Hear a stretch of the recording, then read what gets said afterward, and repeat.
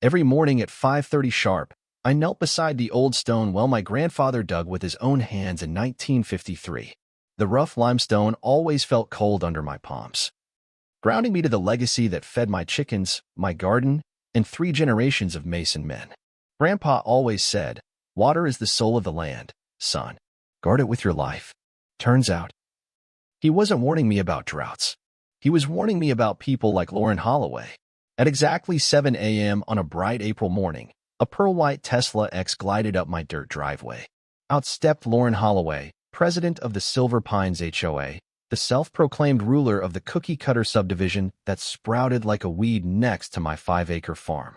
She wore an ivory pantsuit so crisp it probably cost more than my monthly income and heels that clicked on gravel like a judge's gavel. "Mr. Mason," she purred, handing me a letter with blood-red fingernails. "Your roosters tested at 57.3 decibels this morning. Community rules allow a maximum of 55. You have 7 days to eliminate the violation or face a $500 fine." I clenched my jaw. "Ms. Holloway, I've told you a dozen times, this farm is not part of Silver Pines. My grandfather owned this land before your subdivision even existed." She tilted her head, a predator toying with prey. "Anything within 500 feet affects our property values. That makes it my concern." Her eyes drifted to the well. Something cold flickered there. "And that old well? Unregulated groundwater is a contamination risk. City water is safer, cleaner, and so much more compliant." She tapped my rusting security camera, half duct tape and rust. "Progress doesn't wait, Mr. Mason. Those who cling to the past tend to get left behind." She turned on her heel, leaving the faint echo of a threat behind her. I didn't know it then, but Lauren had a secret contract in the works, a $2.7 million annual deal with the city water board. She'd personally skim 15% as a management fee for 10 years, over $4 million, if she could force 100% compliance.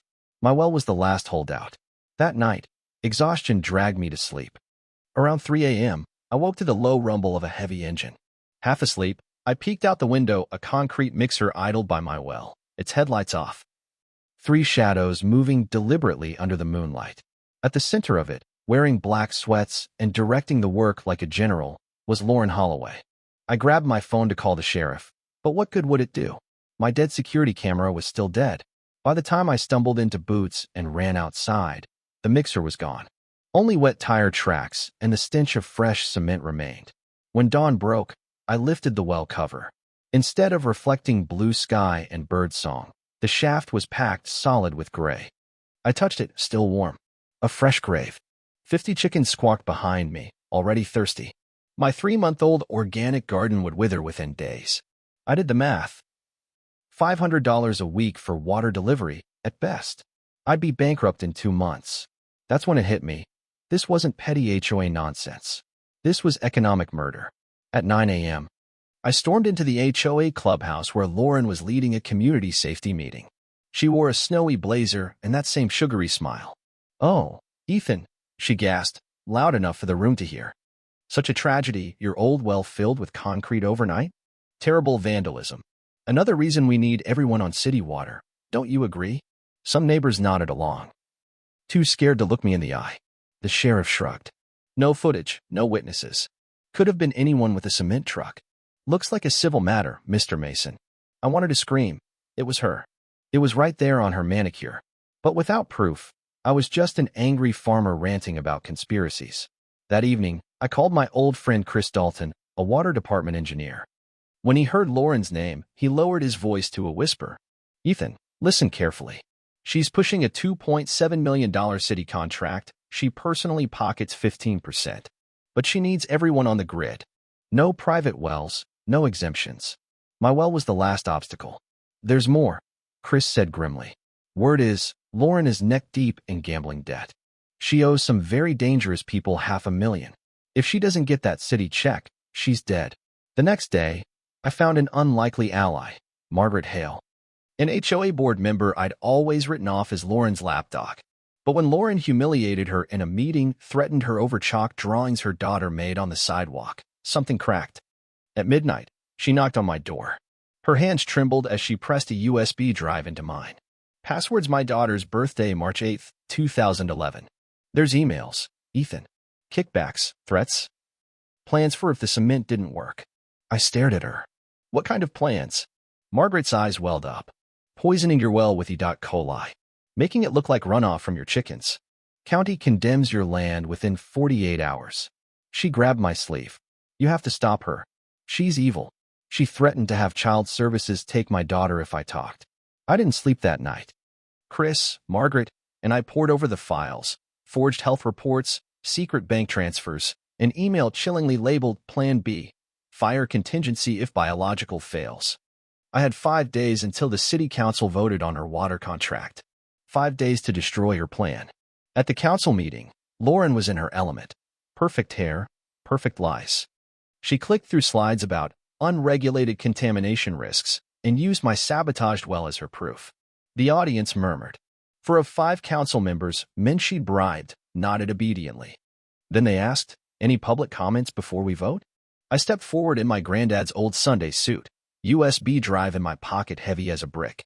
Council members, I said, I have evidence this contract is built on fraud and conspiracy. Lauren barked, he's delusional. He can't be trusted. Councilwoman Rose McMillan, the lone honest member, cut her off. Let him speak. I plugged in the USB. Slide after slide. Emails confirming Lauren's cut, fakey coli plans, receipts for emergency contractors with mafia ties. Then the recording. Lauren threatening Margaret's child. A woman in the gallery screamed.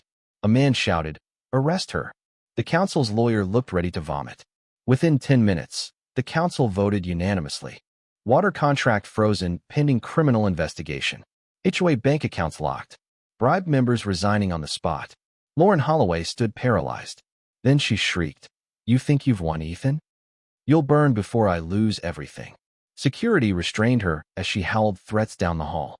That night, my buddy Chris called in a favor with the FBI. Lauren Holloway sat in a federal courtroom, her designer wardrobe replaced by an orange jumpsuit.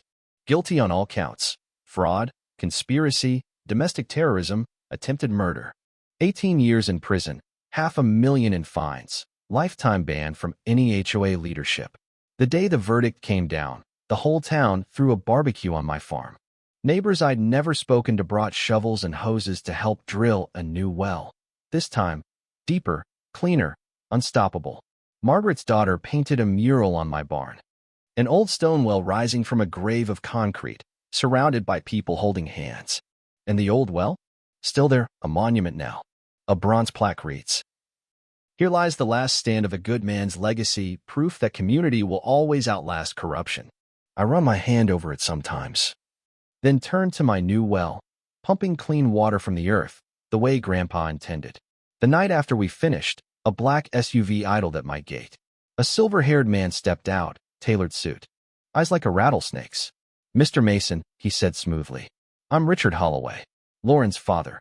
He glanced at the new well, then back at me with a smile that never reached his eyes. You cost my family a fortune. Don't make the mistake of thinking this is over. He got back in the SUV and drove off into the night. Lauren's empire was gone, but a darker storm was coming. And me? I had water. I had neighbors. I had truth. Whatever came next, I'd guard this land with everything I had. Just like Grandpa taught me.